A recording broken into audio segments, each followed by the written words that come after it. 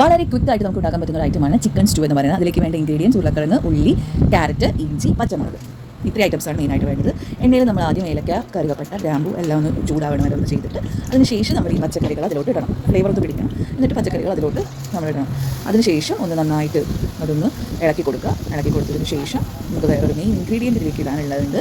കാരണം നിങ്ങൾക്ക് എല്ലാവർക്കും അറിയാം ഇത് ചിക്കൻ സ്റ്റൂ ആണ്. So obviously we are going to put chicken in this. So ഒന്ന് വെജിറ്റബിൾസ് ഒക്കെ നന്നായി വഴറ്റിയതിന് ശേഷം നമ്മൾ ചിക്കൻ ഇതിലോട്ട് ഇടും. അതിന് മുമ്പ് വെളുത്തുള്ളി ഇഞ്ചി പേസ്റ്റ് ഇത് നമ്മൾ ഓൾറെഡി ഉണ്ടാക്കി വെച്ചതാണ്, അത് നമ്മൾ ഇതിലേക്ക് ഇടണം. ഇത് നമ്മുടെ നോർമൽ സ്റ്റൂവിൽ ഇടാത്തൊരു ഐറ്റം ഇതിൽ ഇടുന്നുണ്ട്, വെളുത്തുള്ളി. അത് എന്തുകൊണ്ടാണെന്ന് വെച്ചാൽ ചിക്കൻ ഇടുന്നതുകൊണ്ട്, ചിക്കൻ സ്റ്റൂ ആയതുകൊണ്ട് തന്നെ വെളുത്തുള്ളി നമുക്ക് ഒഴിച്ചുകൂടാനാവാത്തൊരു സംഭവമാണ്. അതുകൊണ്ട് വെളുത്തുള്ളി ഇഞ്ചി പേസ്റ്റ് ആക്കി വെച്ചതാണ് നമ്മൾ ചേർത്തത്.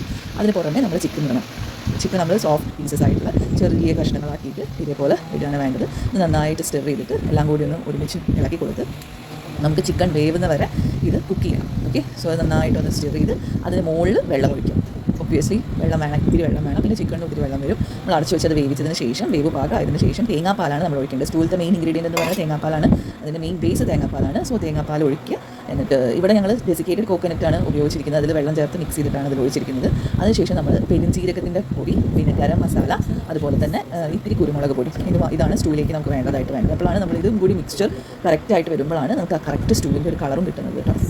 സോ വളരെ ടേസ്റ്റി ആയിട്ടുള്ളൊരു ഡിഷാണ് ഇത്. നമുക്ക് നൂലിപ്പുട്ട്, അപ്പം, പത്തിരി, അതുപോലെ തന്നെ നമ്മുടെ പുട്ട്, ഞങ്ങളിന്ന് പുട്ടിലാണ് അത് സെർവ് ചെയ്ത്. പുട്ടും ഇഷ്ടം കൂടിയാണ് ഇത് ഇന്ന് കഴിച്ചത്. നല്ല ടേസ്റ്റിയാണ്. നമ്മൾ നോർമൽ സ്റ്റൂ ഉണ്ടാക്കുന്നതിന് പകരം മോർണിംഗിൽ നോൺ വെജ് കൂട്ടാൻ ഇഷ്ടമുള്ളവർക്ക് ഉണ്ടാക്കാൻ പറ്റിയൊരു ഡിഷാണ് ചിക്കൻ സ്റ്റൂ എന്ന് പറയുന്നത്.